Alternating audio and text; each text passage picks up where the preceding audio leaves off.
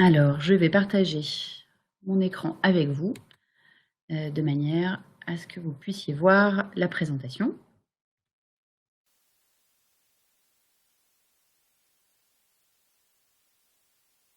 Alors, juste avant de commencer, quelques rappels.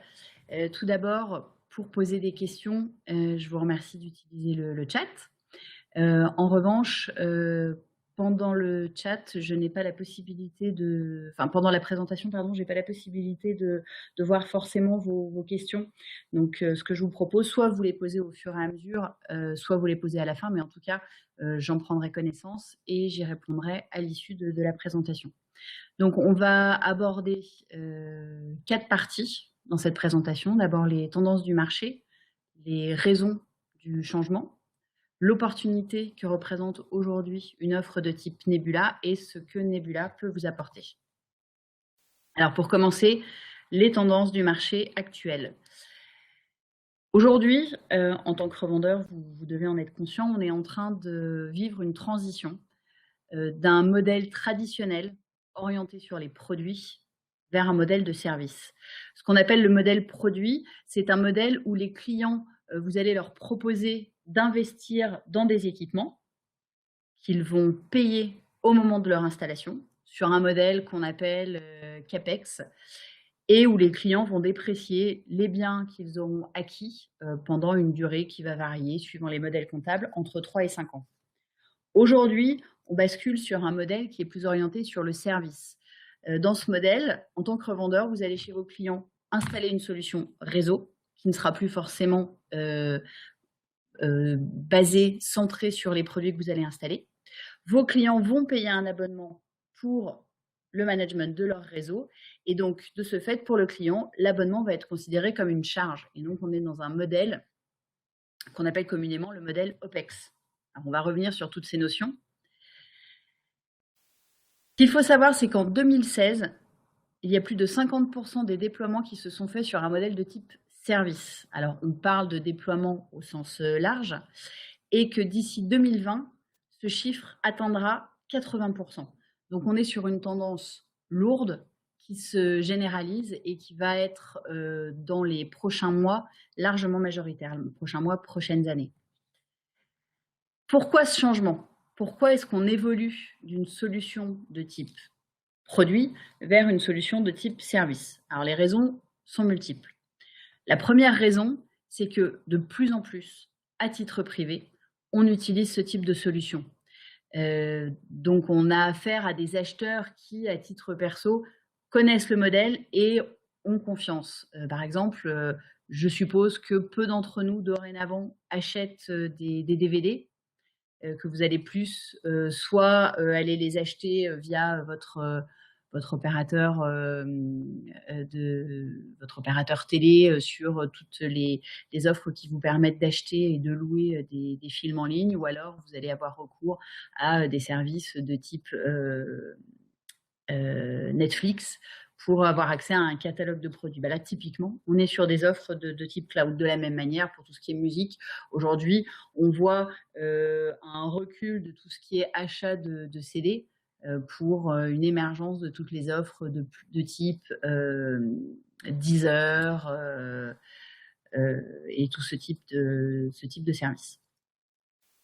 De plus, deuxième raison, en entreprise, ce type d'offre se multiplie. Les entreprises sont de plus en plus nombreuses à adopter des applications cloud pour leurs applications professionnelles, parfois même sans le savoir. Que ce soit Microsoft, qui de plus en plus va proposer son pack via une solution cloud, que ce soit également pour les serveurs de messagerie qui sont de plus en plus, qu'on va retrouver de plus en plus hébergés dans le cloud, les offres pour le CRM de type Navision, Salesforce. C'est aujourd'hui quelque chose, pour le logiciel en tout cas, qui est adopté de manière majoritaire. Troisième raison, quand on base son offre sur du produit, le problème, c'est qu'on est aujourd'hui sur un marché qui est très ouvert, une omniprésence de vendeurs qui sont présents sur le web et du coup, une visibilité grandissante des produits en revente en direct au client. C'est parfois difficile de justifier un devis à un client quand il a pu trouver sur le web son prix et d'expliquer qu'effectivement, vous lui revendez un produit, mais que derrière, vous avez du temps homme pour l'installation, pour ensuite la maintenance. Quatrième tendance, ce modèle correspond de plus en plus au budget des clients. Aujourd'hui, pour vos clients, le modèle d'abonnement semble plus adapté, contrairement à un modèle qui est basé sur des investissements. Alors, en quoi est-ce que cela représente pour vous des opportunités? Il faut savoir que la plupart des entreprises qui font de la revente de produits génèrent la plus grosse partie de leurs revenus après la vente de ce produit et pas au moment où ils vont installer le produit. Et donc, ces offres cloud vont vous aider à passer d'un modèle de vente qui est basé sur les produits et les prix à un modèle où on vend des solutions et des services avec des revenus qui sont récurrents et ainsi générer plus de revenus. Alors, les différents modèles de vente.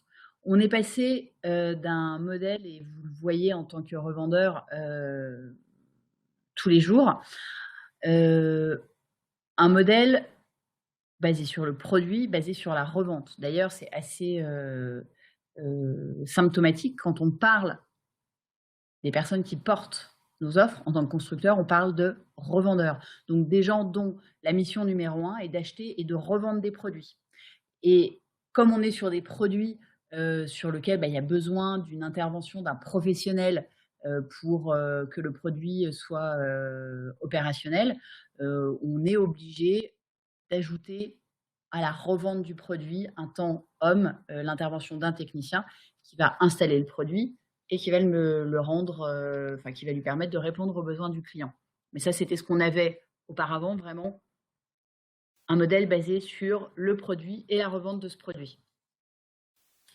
On a ensuite basculé sur un modèle basé plus sur le service, où on n'a plus parlé uniquement du produit, mais on a commencé à parler de solutions, où on a commencé à voir des revendeurs qui vendaient en plus des produits des contrats de maintenance, avec des revendeurs qui essayaient de ne plus dire moi je ne fais que de la téléphonie, je ne fais que de la sécurité informatique, je ne fais que du câblage, mais qui étaient capables de proposer une solution de bout en bout.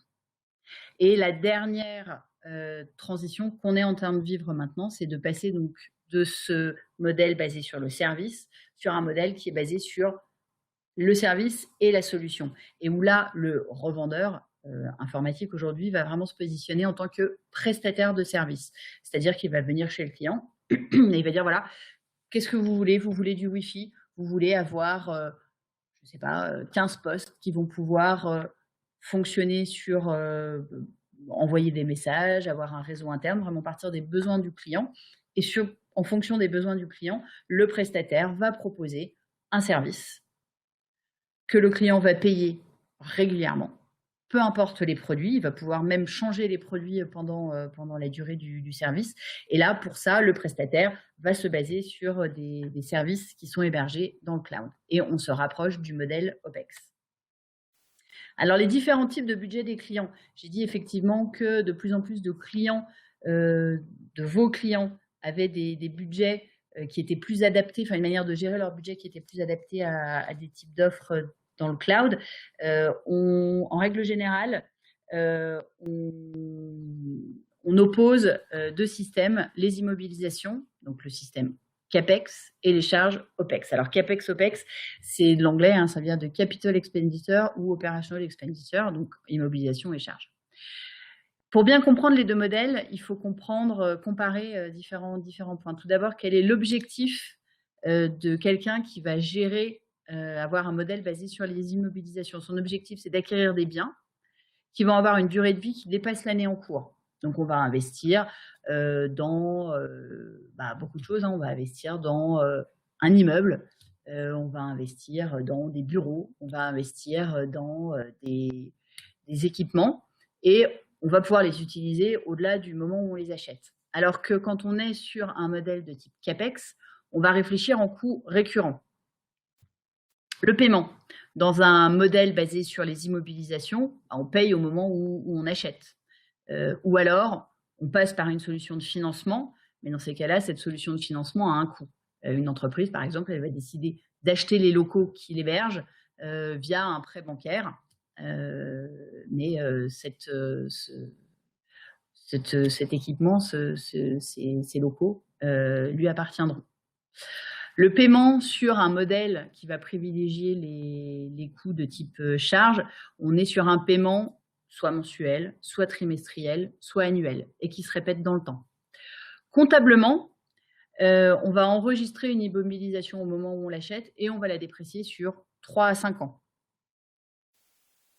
En revanche, la charge, ça va être sur la période en cours. Si on paye mensuellement, ce sera sur le mois, trimestriellement sur le trimestre et annuellement sur l'année. Comptablement, on va enregistrer dans le premier modèle une immobilisation. C'est-à-dire que quelque part, on va considérer que l'entreprise, elle avait du cash et elle a transformé ce cash en un bien tangible, mais de la même valeur. C'est la définition d'une immobilisation. Et puis tous les ans, elle va considérer qu'avec l'usure, le bien dont elle a fait l'acquisition vaut de moins en moins cher jusqu'à être considéré avoir une valeur zéro. Quand on est sur un système basé sur les charges, là, on est sur de l'abonnement, on est sur une dépense d'exploitation. De la même manière que l'entreprise, elle va payer son électricité, de la même manière qu'elle va payer son accès à Internet. En termes d'imposition, les immobilisations, elles, vont venir se déduire progressivement au fur et à mesure de la dépréciation. On va considérer comme le bien tous les ans va perdre un peu de sa valeur, que l'entreprise est de moins en moins riche et donc ça va se déduire de l'imposition. Alors que quand on est sur un modèle de type charge, on déduit fiscalement ce qu'on a payé au prestataire sur l'année en cours. Donc ça veut dire que quand on est sur un modèle de type charge, tous les ans, on va avoir une charge qui va venir en déduction du résultat net et donc impacter de manière assez significative l'imposition. Alors, qu'est-ce que Nebula peut vous apporter? Il faut savoir que la plupart, les offres liées au réseau sont massivement en train de passer dans le cloud.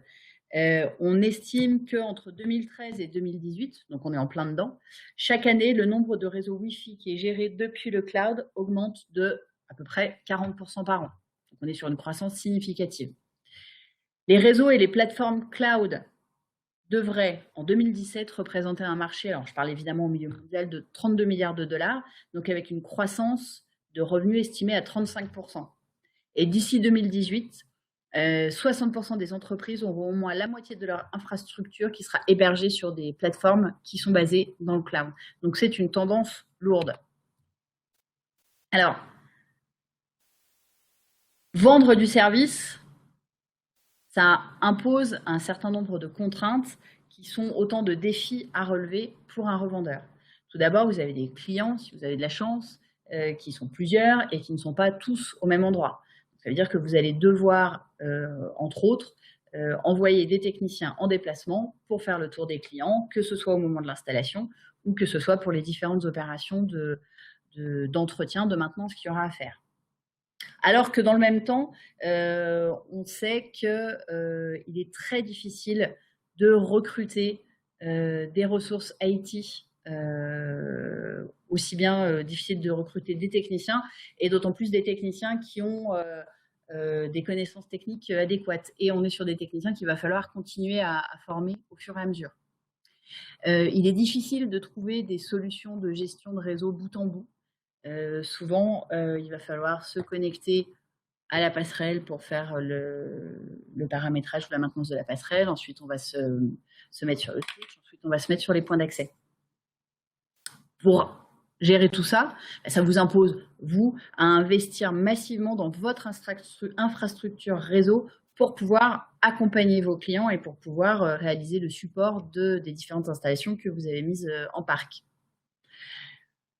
Détecter les pannes, aujourd'hui, c'est quelque chose de très très complexe et qui vous prend beaucoup de temps. Mais c'est essentiel pour votre client, si vous vous positionnez en tant que prestataire de service, que vous puissiez être proactif. Et puis, gérer des réseaux qui sont multisites, donc c'est-à-dire un seul et même client qui va avoir des télétravailleurs, qui va avoir des agences partout en France. On sait que c'est quelque chose qui n'est pas facile avec les solutions classiques. Alors, passer dans le cloud, ça va vous permettre de résoudre, en tout cas de vous faciliter la gestion de ces différents challenges. D'abord, en termes de déploiement, le déploiement d'une offre de type cloud est toujours plus rapide, et notamment avec Nebula, vous bénéficiez de fonctionnalités d'auto-provisioning où on va essayer au maximum d'automatiser la mise en service des produits. On va également mettre à votre disposition un outil d'administration qui est centralisé et donc qui est facile à utiliser. On a fait dans le passé un certain nombre de webinaires que vous pouvez aller voir sur notre site web, dans la partie revendeur, dans les archives, qui vous montrent comment fonctionne cette interface d'administration.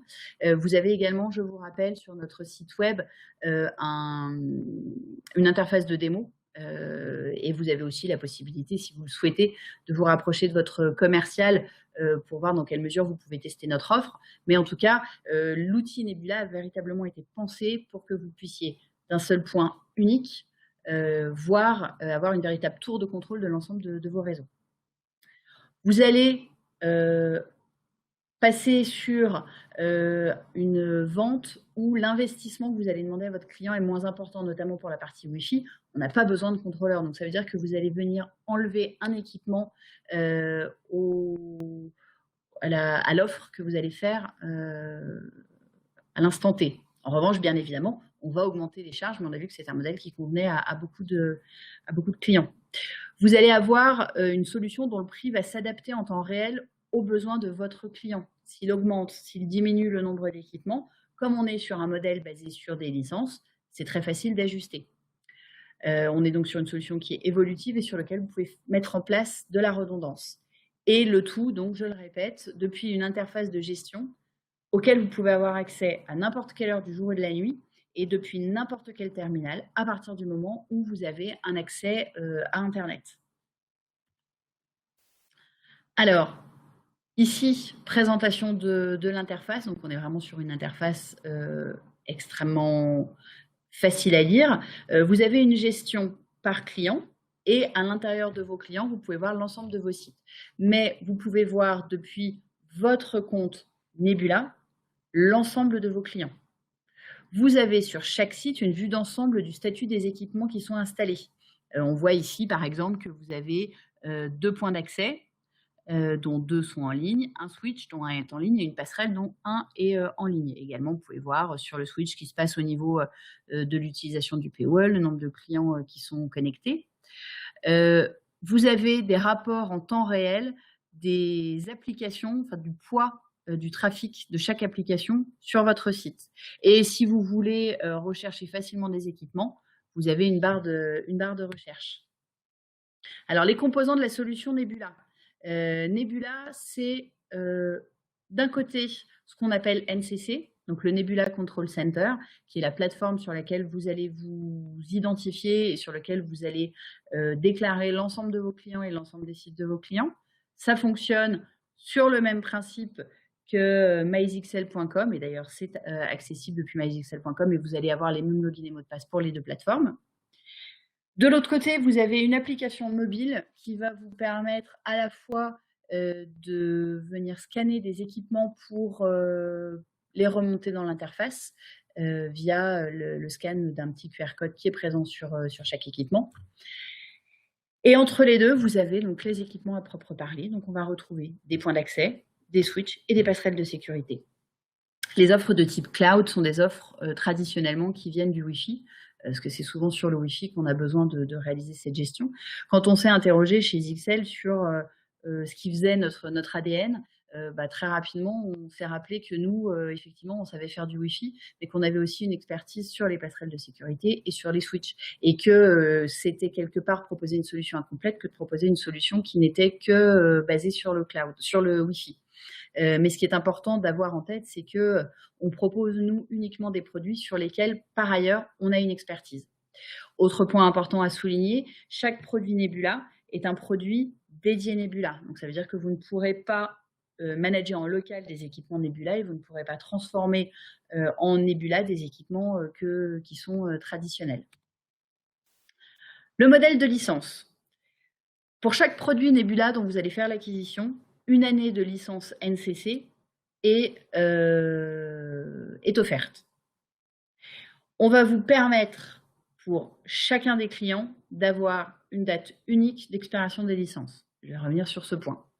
Mais vous allez avoir la possibilité, au-delà de la licence par année, de réaliser facilement un prorata avec des outils qui sont mis à votre disposition pour choisir vous-même cette date d'expiration unique. Alors, dans le détail, comment fonctionne le système Nebula? Vous allez chez un client qui, pour le 1er janvier, vous dit, voilà, c'est super, je voudrais faire l'acquisition de 10 points d'accès Nebula, donc 10 nappes. Ces 10 nappes sont chacune livrées avec 1 an de licence NCC, donc vous allez pouvoir les utiliser sur Nebula jusqu'au 31 décembre. Puis le temps passe, tout se passe bien, 6 mois plus tard, le client vous dit, j'aimerais bien rajouter des nappes et je voudrais en rajouter 20 sur un site différent. Là, le problème, c'est que on est 6 mois plus tard, donc on est au 1er juillet. Ça veut dire que vous avez déjà utilisé 6 mois sur les 10 premières nappes, qui ont toujours une date d'expiration au 31 décembre, et que les 20 nappes que vous rajoutez au 1er juillet, elles ont une date d'expiration qui va bien au-delà, parce qu'elle va jusqu'au 30 juin. Et là, vous vous retrouvez chez un même client, sur 2 sites différents, avec 2 dates d'expiration correspondant à chacun des lots de points d'accès que vous avez achetés. C'est déjà compliqué à gérer, et puis plus vous allez répéter l'opération, plus ça va être complexe à gérer, et plus ça va être compliqué aussi à expliquer à votre client. Donc, Nebula va vous permettre d'ajuster automatiquement la date de validité des licences. Étant donné que, si je reviens en arrière ici, on a des mois de licence qui dépassent sur le 2e lot de points d'accès, on va les appliquer aux points d'accès dont la date initiale de fin de validité était au 31 décembre, de manière à ce que, hop, on arrive à une date de fin d'expiration unique, qui là, je vous laisserai faire la règle de 3 par vous-même, mais va arriver jusqu'au 30 mai. Mais on reste bien, si on fait à chaque fois le décompte mois par point d'accès, on a bien exactement à chaque fois le même nombre de mois. Donc ça va permettre effectivement aux clients automatiquement d'avoir une seule et même date de fin de validité. Pour s'y retrouver, on donne tous les outils aux clients.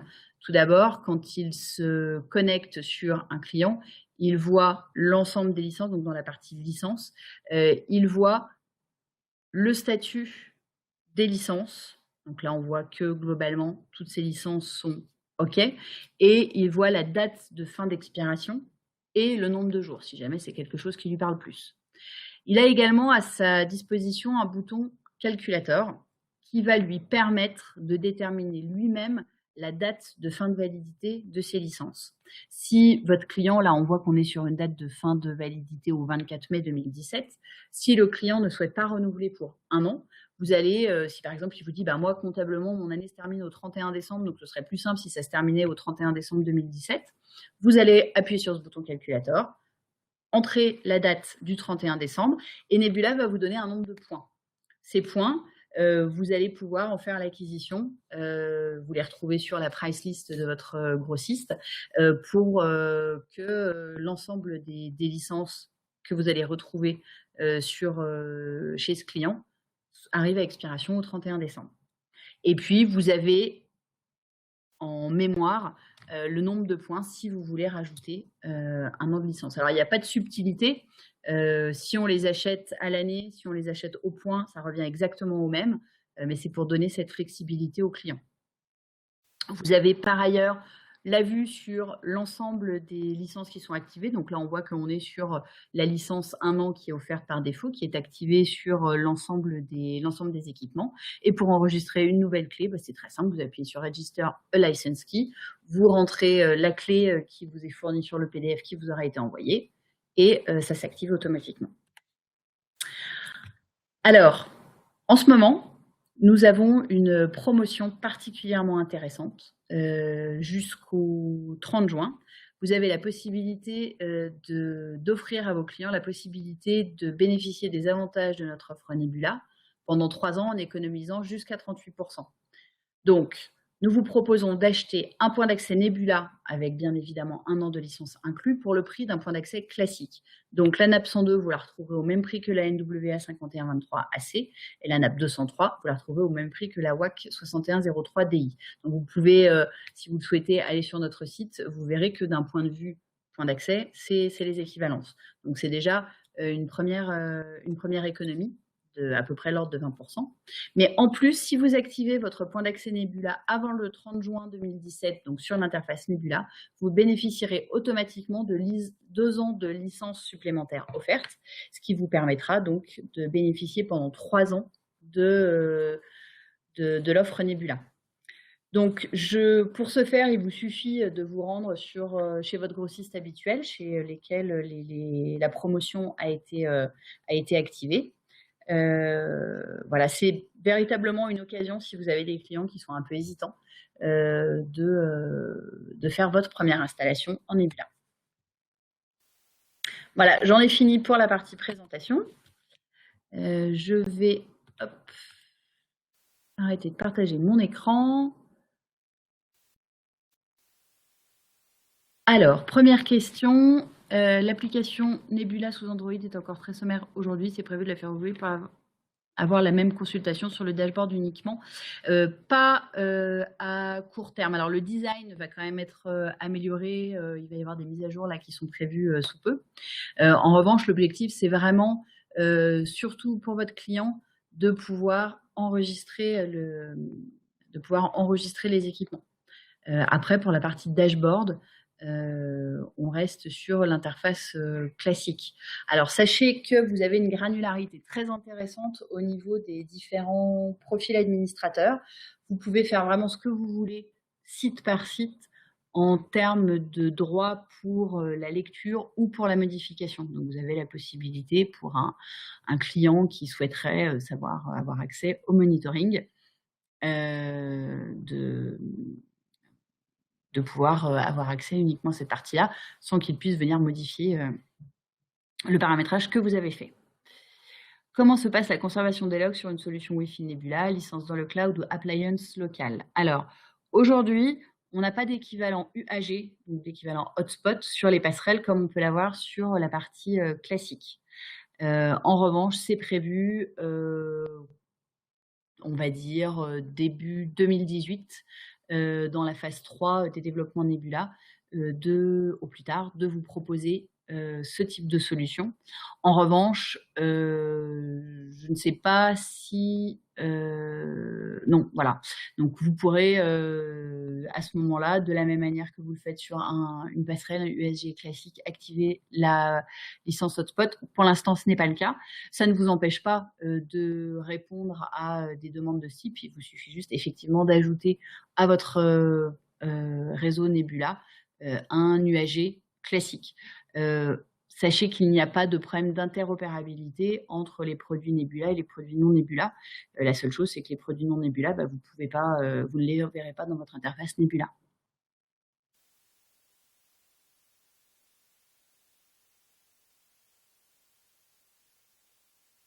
Alors, est-ce qu'il y a d'autres questions?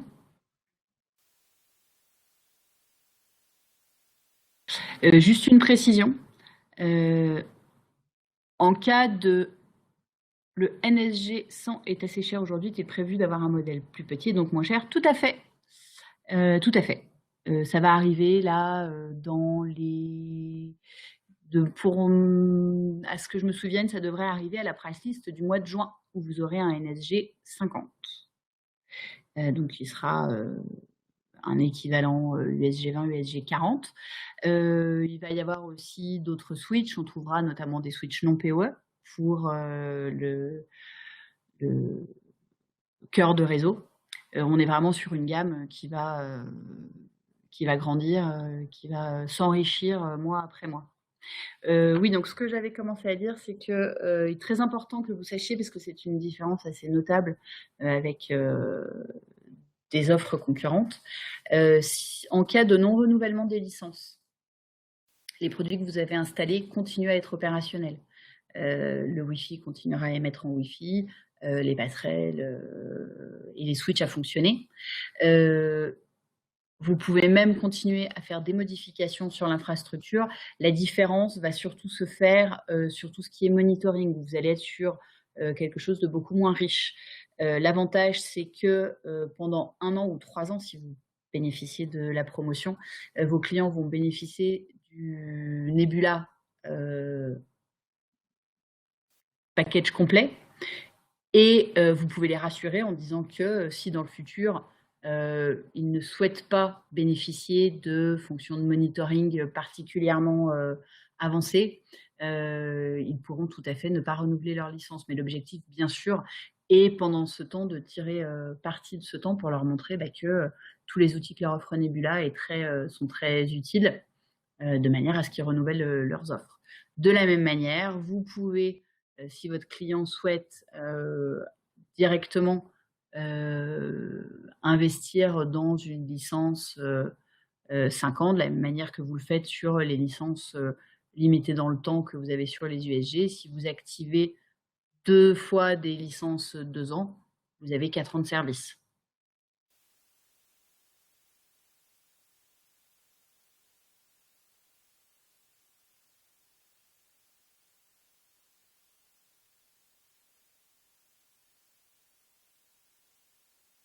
Est-ce qu'il y a d'autres questions ?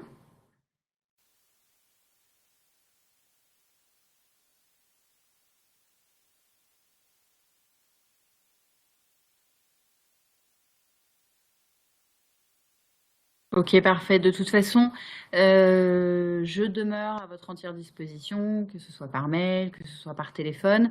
N'hésitez pas à vous mettre en relation avec votre commercial. Je vous rappelle que c'est vraiment chez XL la personne qui est votre point d'entrée et qui saura vous rediriger sur les différentes ressources. Également, nous allons bientôt partir en roadshow, comme tous les ans, et Nebula sera bien sûr une partie non négligeable de notre présentation, et notamment, nous allons vous proposer voilà, une partie démonstration, donc vous pourrez voir les produits, voir l'interface. D'ici là, n'hésitez pas à vous référer aux autres webinaires si vous n'y avez pas participé. Et puis, je vous le rappelle, à vous connecter sur l'interface de démo ou si vous souhaitez tester notre offre, à vous mettre en relation avec votre commercial. Voilà, je vous remercie à tous de votre participation et de votre attention. Ce webinaire sera donc, comme les autres, disponible en replay sur notre site. Et d'ici là, je vous souhaite une bonne journée.